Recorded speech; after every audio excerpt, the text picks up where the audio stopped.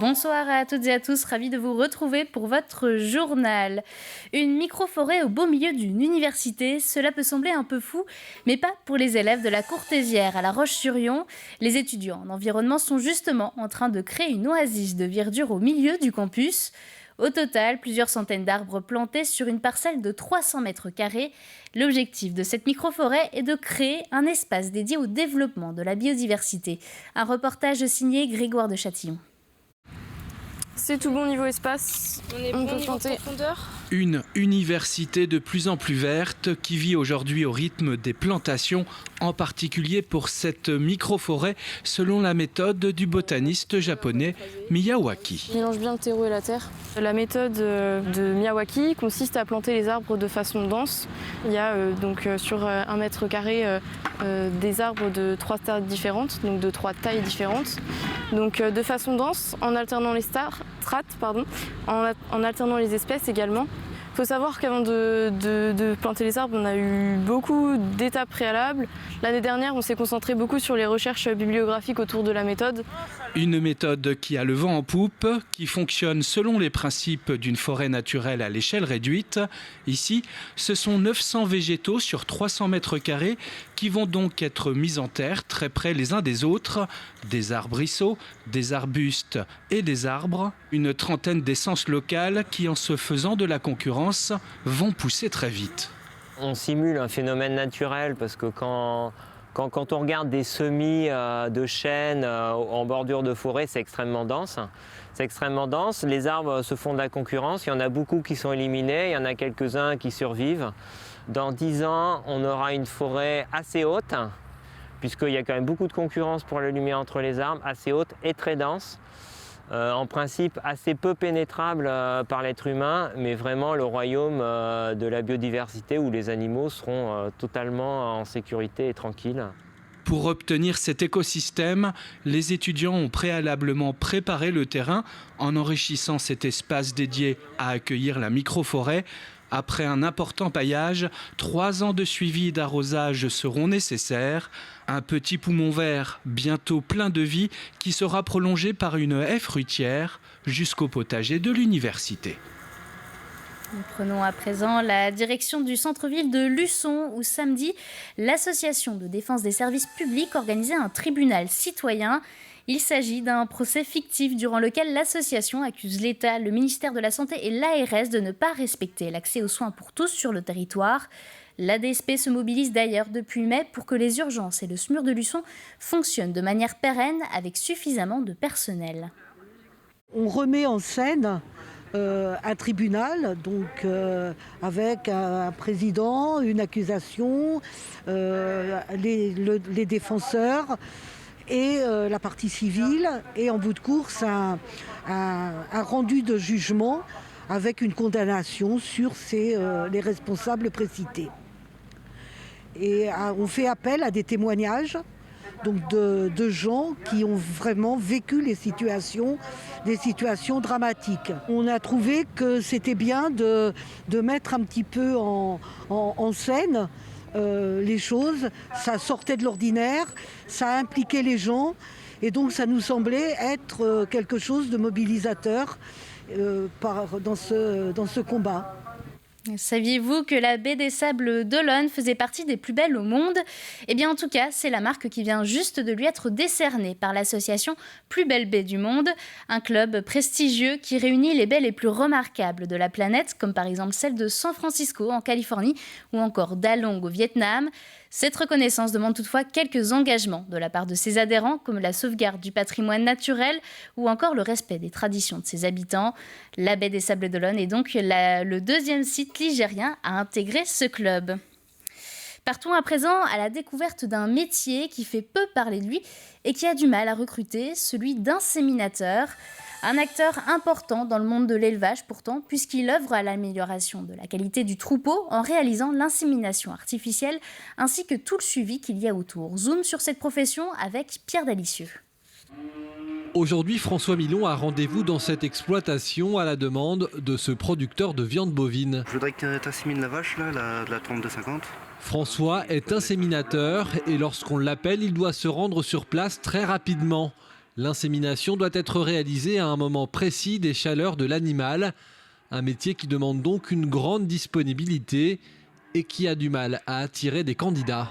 On a du mal à trouver parce que c'est un travail où on travaille le week-end, on travaille les jours fériés, on travaille à Noël, on travaille tous les jours de l'année pour répondre aux besoins de nos adhérents, les éleveurs.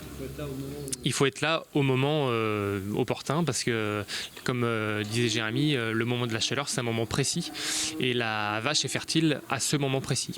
L'insémination artificielle est très répandue pour améliorer la génétique d'une exploitation. Pour cet agriculteur, c'est tout un accompagnement qui est réalisé. Oui, il vient, il fait l'insémination. Après, il est là aussi pour faire pour le choix des taureaux par rapport aux mères, pour tout ça. Il fait vraiment tout le suivi de la reproduction, voir s'il y a des problèmes au pire sur des reproductions, sur des vaches qui viennent pour le chaleur. Et nous, ça nous apporte déjà un confort. Et puis aussi, c'est rassurant aussi d'avoir du monde qui est là aussi pour épauler, pour si on a des questions, pour répondre à nos questions, quoi. De retour au bureau, François s'occupe du monitoring. Une tâche qui fait aussi partie aujourd'hui du métier d'inséminateur. De cet ordinateur, François sait exactement à quel moment l'animal doit être inséminé. Avec ce type de collier, on va pouvoir capter tous les mouvements de l'animal et donc tout contrôler dans le sens où on va pouvoir vraiment faire du cas par cas et aider les animaux et aider l'éleveur aussi pour détecter les chaleurs et tout l'emploi du temps des animaux. François travaille au sein d'une coopérative qui intervient dans 2700 exploitations en Vendée mais également en Charente, Charente-Maritime et les Deux-Sèvres. Une profession que les jeunes herbreteurs retrouveront peut-être lors du grand forum des métiers et des formations samedi au lycée Jean 23 aux Herbiers. En association avec les collèges Saint-Nicolas et Jean-Yol, le lycée organise ce forum à destination des élèves de ces établissements afin de les aider dans leur choix d'orientation. Un événement qui se tient seulement un mois avant l'ouverture de la première phase de Parcoursup, la fameuse plateforme de vœux post-bac. Nous essayons d'accompagner au mieux chacun de nos jeunes dans son propre parcours d'orientation, donc là où il en est, en faisant venir à la fois des institutionnels, des professionnels et aussi des anciens élèves qui viennent parler de leur formation. On met en place 3 tables rondes en fait, pour aider les jeunes notamment sur des métiers qui sont en tension, donc on aura des tables rondes autour de la santé, une table ronde aussi évidemment autour de l'environnement et puis une autour de l'industrie qui correspond bien au secteur en tension actuellement.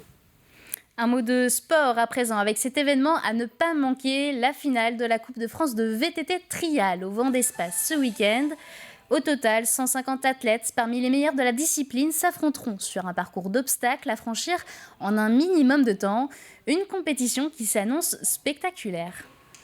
Le samedi va être vraiment consacré à la partie élite sous forme donc de qualification et de finale puis forcément podium. On laissera place ensuite le samedi soir donc un show en son et lumière avec les meilleurs athlètes français, européens et même mondiaux. Donc ça va vraiment être un show très très spectaculaire. Le VTT Trial est plus souvent mis en avant lors de spectacles ou lors de manifestations plutôt qu'en tant que sport à proprement dit. Donc oui, c'est une discipline qui mériterait d'être mis en avant. Nous, au comité de Vendée, on a vraiment souhaité le mettre en avant puisqu'on a seulement 3 clubs aujourd'hui qui proposent cette discipline sur le département. Sur nos 38 clubs, on n'en a que 3. Donc le but étant de bien faire développer et progresser cette discipline. Elle fête cette année son 30e anniversaire. Et pour l'occasion, l'école de Veuze de la Garnache a organisé ce week-end son traditionnel festival d'automne. Au programme, 4 jours de concerts, de contes et de stages découvertes. Un grand bal est également organisé samedi avec plus de 60 sonneurs issus de toute la France. L'occasion pour les amateurs de faire connaître cet instrument vieux de plusieurs siècles. Albin Mouton.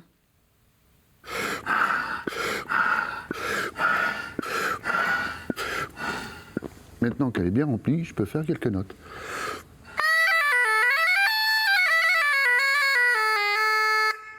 Une veuze, c'est un instrument à vent, puisqu'on souffle dedans pour le faire fonctionner. C'est un instrument qui fait partie de la famille des cornemuses, qui regroupe entre 70 et 80 modèles partout autour de la Méditerranée, dans les pays de l'Est, partout en Europe.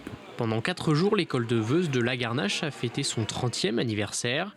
Une exposition sur l'instrument et ses origines était notamment présentée sur ses panneaux. Des concerts et des spectacles étaient également au programme pour faire vivre ce patrimoine musical.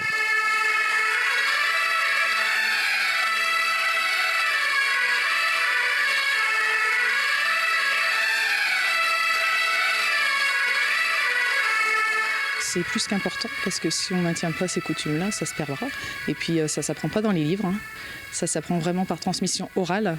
On n'apprend pas le solfège, on ne sait pas ce que c'est les notes, ou on l'apprend oralement un petit peu. Alors, ça se transmet par l'oreille.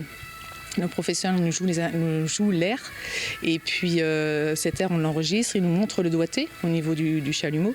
Alors on a un avantage par rapport à il y a 30 ans, c'est qu'aujourd'hui on a des super smartphones et on enregistre le doigté, on filme, donc ça nous permet aussi de travailler plus facilement. Une pratique traditionnelle qui continue d'attirer des musiciens au fil des années. Le plus jeune de l'école est âgé de seulement 11 ans. C'est quelque chose qui a toujours été plus ou moins existant, mais là avec tout ce qui nous arrive en ce moment, et ce grand besoin de se retrouver entre nous et de s'ouvrir aux autres aussi, de retrouver nos racines, de les partager, la Veuse, je pense qu'elle a encore de longues années devant elle. En France aujourd'hui, on recense entre 700 et 800 joueurs de Veuse, dont environ 300 sont passés par l'école de la Garnache au cours des 30 dernières années.